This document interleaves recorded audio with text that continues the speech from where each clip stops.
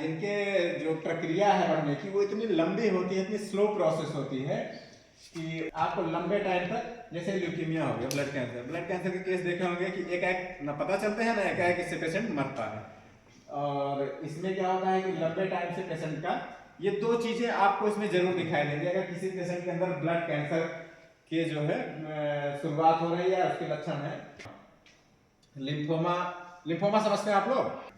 और ये जितने भी लिम्फ नोड हैं, मतलब ये गांठें हैं, गिल्टियां हैं, ये सब एक सिस्टम में जुड़ी हुई हैं। जैसे हमारे सर्कुलेटरी सिस्टम है ब्लड का, ऐसे ही पूरा इनका शरीर में जाल है। ये एक दूसरे से बहुत पतली पतली नलिकाओं से जुड़ी रहती हैं। कई बार कहीं किसी पेशेंट को कट लगता है तो कुछ धागे जैसा स्ट्रक्चर कहीं कहीं दिख जाता है आप लोगों को, तो वो यही जो है लिम्फेटिक सिस्टम की जो वो होती है, नलिकाएं होती वो होती हैं। इनका मुख्य रूप से काम, जो लिम्फेटिक सिस्टम है इसका, इम्यून सिस्टम का मुख्य रूप से काम है कि हमारे शरीर में कहीं भी फ्लूइड ज़्यादा हो जाता है तो उसको ड्रेन करके वहाँ से निकालना।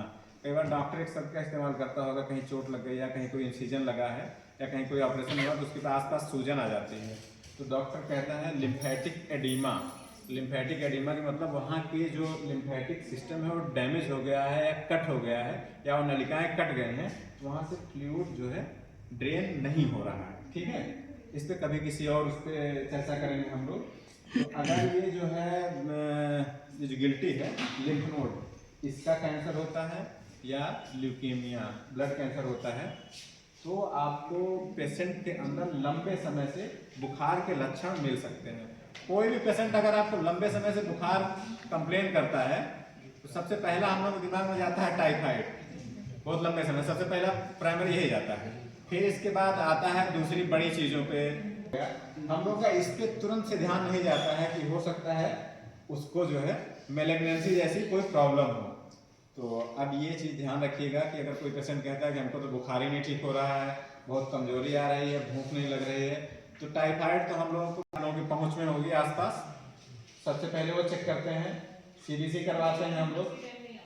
सीबीसी जब हम लोग करवाते हैं तो हम लोगों के इसके मोटे मोटे कुछ लक्षण मिलने शुरू हो जाते हैं, ल्यूकेमिया या लिम्फोमा के, उसी में मिलने शुरू हो जाते हैं इसके लक्षण।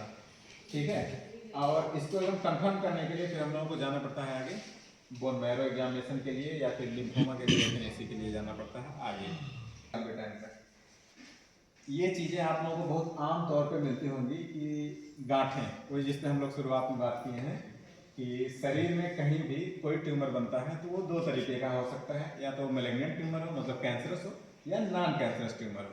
तो उसको सामान्य रूप से देख के छोड़ना नहीं है, किसी के शरीर में कहीं भी कोई गांठ हो तो ये आपको पता ही करना है कि ये गांठ जो है सामान्य है या असामान्य गांठ है, ताकि उससे हिस्ट्री लेंगे किसका जो है डबलिंग टाइम कितना है, मतलब कहीं बहुत तेजी से बढ़ रहा है, और दूसरा उसको छू के देखेंगे।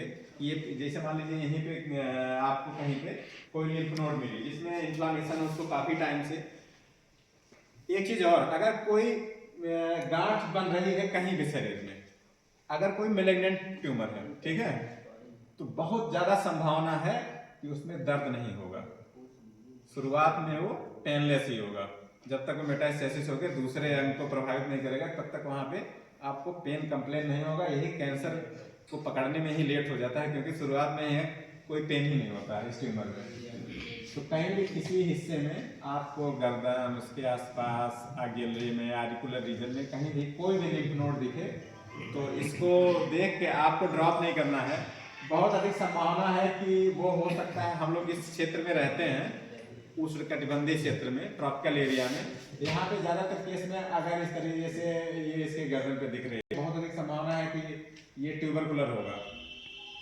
हम लोग के क्षेत्र में ये चीजें बहुत ज्यादा है, और हम लोग के इधर उत्तर प्रदेश और बिहार बहुत गरीबी वाला एरिया है, गरीबों की बीमारी भी कही जाती है टीबी, तो बहुत अधिक संभावना है कि 60-70% ये ट्यूबरकुलर ही होगा, टीबी ही होगा। और 10% केस में क्या होता है कि ये रिएक्टिव लिम्फ नोड भी हो सकता है। रिएक्टिव लिम्फ नोड का क्या मतलब होता है, कुछ रिपोर्ट आप लोगों को मिलती होगी रिएक्टिव, क्योंकि ये इम्यून सिस्टम का हिस्सा है। इसका मतलब होता है कि इसके आसपास कहीं कोई संक्रमण है, आसपास कहीं संक्रमण है, उसके रिएक्शन में इसकी साइज बड़ी हो गई। इसकी साइज इसलिए बड़ी हो गई है कि मान लीजिए ये इसे गले में, यहाँ पे लिम्फ नोड है, मेरे दांत में कहीं कोई इन्फेक्शन है, मुंह में या गले में कहीं कोई इन्फेक्शन है, तो वहाँ पे इसको आपके इम्यून सिस्टम को बहुत ज़्यादा काम करना पड़ रहा है, बहुत ज़्यादा रिएक्ट करना पड़ रहा है, उसकी वजह से इसमें इन्फ्लामेशन आ गई, सूजन आ गई। मतलब यहाँ कोई बीमारी नहीं है, लेकिन इसके इसी पेरिफेरी में, इसके इसी कहीं परिक्षेत्र में ही कोई दूसरा संक्रमण मौजूद है।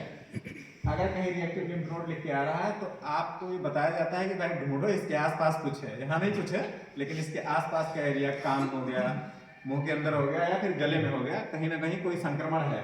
रिएक्टिव लिम्फ नोड का ये मतलब हो गया।